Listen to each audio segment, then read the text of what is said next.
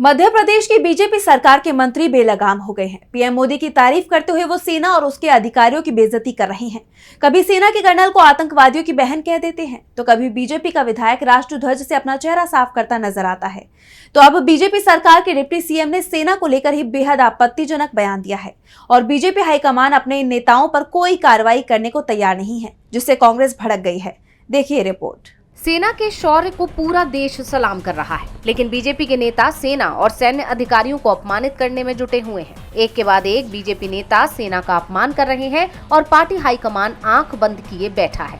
ताजा मामला मध्य प्रदेश से सामने आया है, जहां मोहन यादव की नेतृत्व वाली बीजेपी सरकार में डिप्टी सीएम जगदीश देवड़ा ने बेहद आपत्तिजनक बयान दिया है। देवड़ा ने कहा, जिन माताओं के सिंदूर को मिटाने का काम जिन लोगों ने किया, जिन आतंकवादियों ने किया और जिन आतंकवादियों को जिनने पाला, जो पाल रहे हैं, उनको नेस्त नाबूद नहीं कर देंगे तब तक चैन की सांस नहीं लेंगे।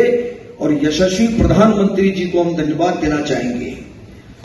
और पूरा देश की वो सेना, वो सैनिक उनके चरणों में नतमस्तक है। उनके चरणों में पूरा देश नतमस्तक है। उन्होंने जो जवाब दिया है उसकी जितनी सराहना की जाए, जितना कहा जाए, एक बार उनके लिए जोरदार ताली बजा करते हैं। देवड़ा के बयान पर विपक्ष ने सवाल उठाए हैं। उन पर देशद्रोह का मामला दर्ज कर गिरफ्तारी की मांग की गई है। सरकार से मांग की गई है कि देवड़ा को बर्खास्त कर दें। कांग्रेस ने इसे लेकर बीजेपी सरकार पर तीखा हमला बोला है। पार्टी ने देवड़ा का वीडियो पोस्ट करते हुए लिखा कि देश की सेना और सैनिक प्रधानमंत्री मोदी के चरणों में नतमस्तक हैं। ये बात मध्य प्रदेश की बीजेपी सरकार के उप मुख्यमंत्री जगदीश देवड़ा ने कही है। जगदीश देवड़ा का ये बयान बेहद ही घटिया और शर्मनाक है। ये सेना के शौर्य और पराक्रम का अपमान है। जब पूरा देश आज सेना के सामने नतमस्तक है, उस वक्त हमारी जामात सेना के लिए बीजेपी के नेता अपनी घटिया सोच जाहिर कर रहे हैं।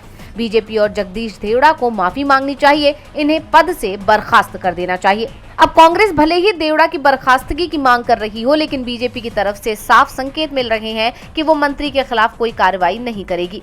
इस बीच चारों तरफ से घिरे बीजेपी के मंत्री ने अब सफाई देते हुए कहा कि उनके बयान को गलत तरीके से दिखाया जा रहा है। वो सेना का अपमान कर ही नहीं सकते।